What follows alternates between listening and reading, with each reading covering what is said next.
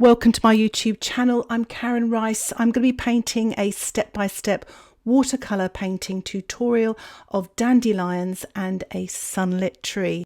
I'm going to include lots of really yummy techniques. I'm going to be using masking fluid, I'm going to be spattering, lifting out, and a little bit of sponging and some salt scratching into the paper, you name it, to try and create this really atmospheric sunlit scene.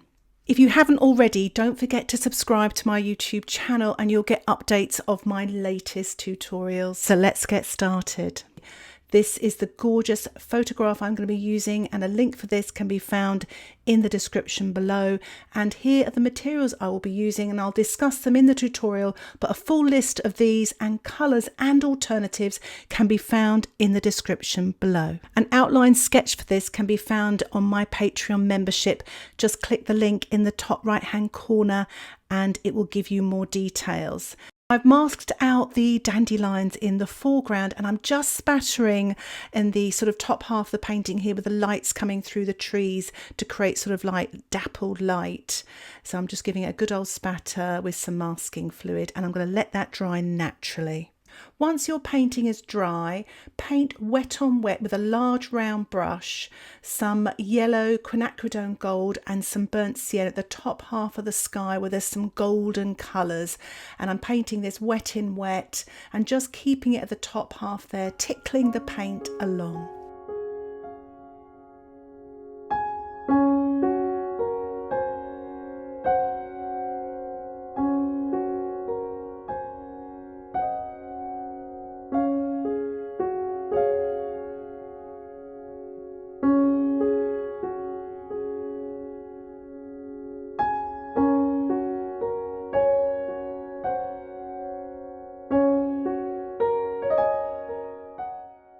Painting the grass area now with my size 10 brush, and it's mostly yellow with a tiny touch of Paynes grey. If you don't have Paynes grey, you could even use black if you wanted to, or indigo, but it makes it kind of that lovely sort of muddy sort of light green that's in the photograph. I'm giving my painting a little tilt now, adding a little bit more Paynes grey, and I'm painting this in the foreground wet into wet.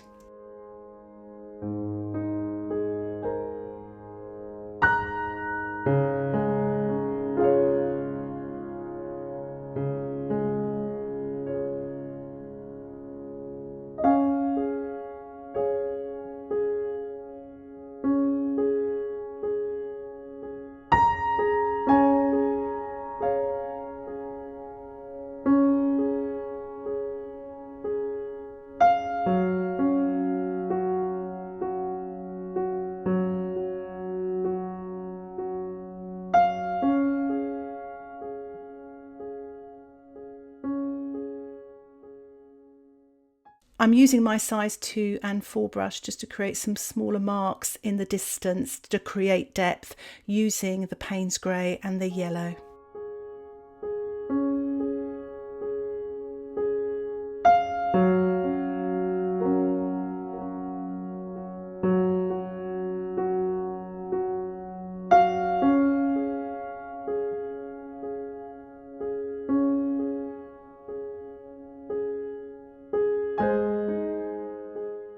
I'm using my twig now to scratch into the damp paint to create some very thin lines. If you don't have a twig, you could use a sort of cut up plastic card just to score and scratch into the paper, and it creates some lovely textures, and in the background makes some smaller marks. Sprinkling now some sea salt on the grass area and sprinkling it on. You could use table salt if you don't have sea salt, but let this dry naturally and it will create some wonderful textures by lifting off the paint. And as you can see before your eyes there, the salt's creating its magic. I'm spattering the top half of the trees now.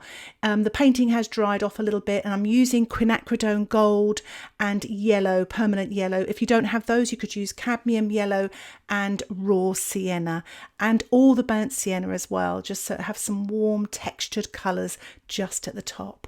Painting has dried. I'm really pleased with the salt. It looks so sort of like little wild flowers.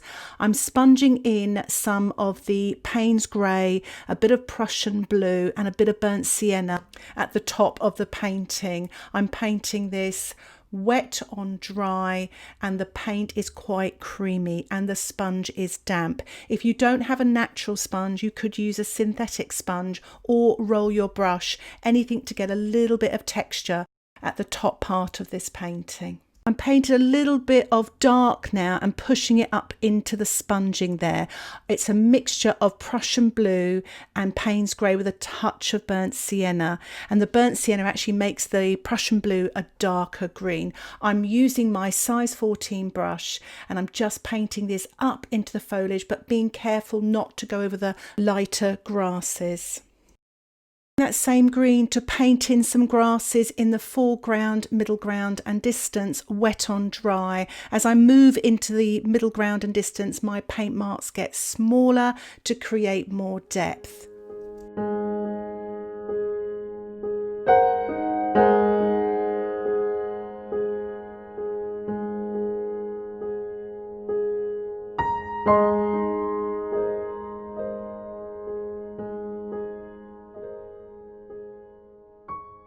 As you saw there, I was using my spray bottle to actually soften those marks so that it sort of pushes them back a bit, but you can still see them. And now I'm using some Paynes grey and yellow. You could use Quinacridone gold or raw sienna, and I'm painting some marks now, damp into damp, onto this damp surface.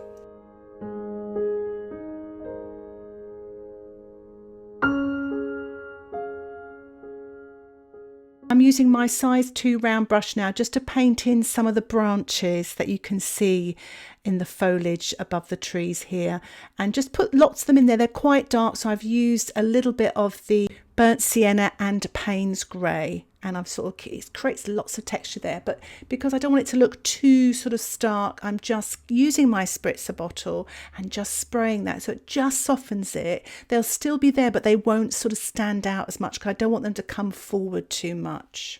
I'm painting the tree now, and this is the darkest dark. It really is quite dark in the painting. I'm using my size 6 brush, and again it is the Paynes grey with the burnt sienna, so you could even use black and burnt umber, anything to make a lovely dark.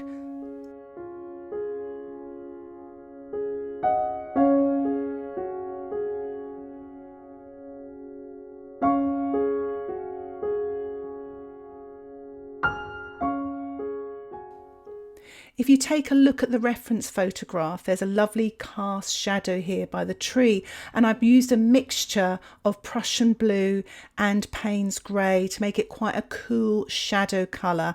I've not made it as dark as the tree because I don't want it to stand out as much. Again, in the reference photograph, it's quite a cool sort of greeny blue. I'm putting a little bit of dark in the foreground just to really bring this forward to create some depth in the painting, and I'm using the spritzer bottle to soften that edge. So I've let the painting dry, and I want to now pull out some of the sun rays. So I'm using an old sort of acrylic brush, but you could use an old watercolour brush, and I'm just sort of getting clean water and really scrubbing at the painting and then lifting off with the paper towel, as you can see I'm doing there. And you can repeat this several times. You've got to watch though you don't get too muddy, so make sure you keep using clean water on your brush each time, each sort of ray that you do, and then lift off with the kitchen towel. If it gets muddy, just try it again. Don't scrub too hard because you don't want to make a hole, tear a hole in your paper. And what I'm going to do now is I'm just going to spatter this area with some yellow paint just to sort of give it a bit of sparkle, but where it may have got a little bit muddy, you can just freshen it up with some lovely yellow straight, sort of not quite straight from the tube, but you want to water it down a little bit and actually add a little bit of red to it there just to kind of give it a really orangey sort of glow, because this is where the sun is coming through the trees. And I thought while I'm spattering up there, I might as well give the foreground and middle ground a spatter as well with this yellow. Any yellow will do. I'm using my size 4 brush, and if the paint doesn't come off the brush when you're spattering, just water it down a little bit more and it should come off. If you're not sure about spattering, do practice first. I've allowed my painting to dry again, believe it or not. I've wet the background dark tree area and I'm just dropping in some darks just above that light yellow grasses. I felt it was too pale. So I'm just painting this wet into wet. And as you can see already, it makes that yellow grasses look lighter.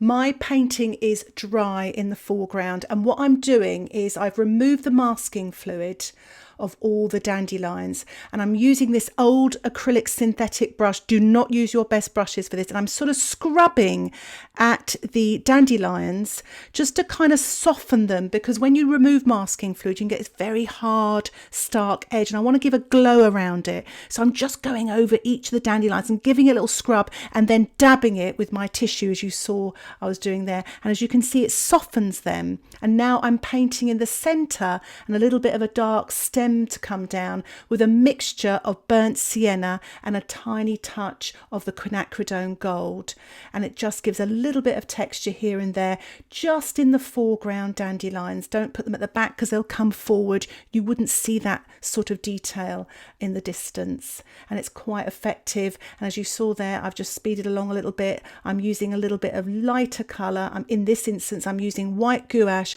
with my size 2 brush, painting wet on dry, just to paint these very light coloured stems in. And while I had the white on my brush, I thought I might as well give this foreground a spatter so it looks like little tiny dandelions. It's quite effective.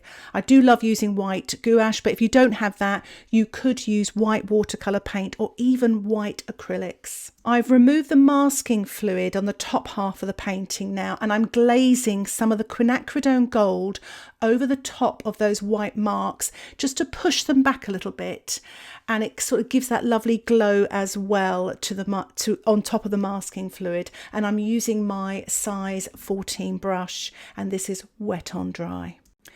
Once you've finished that, I'm just putting a little bit of yellow mixed with white just on the top part of these grasses where the sunlight is the strongest there. And I'm using a little, just a mixture, really, a creamy mixture of the yellow and white. And I'm giving it a little bit of a spray now with my spritzer bottle. You don't have to do this, but I kind of like to mix things up a little bit and keep things loose in my watercolour painting.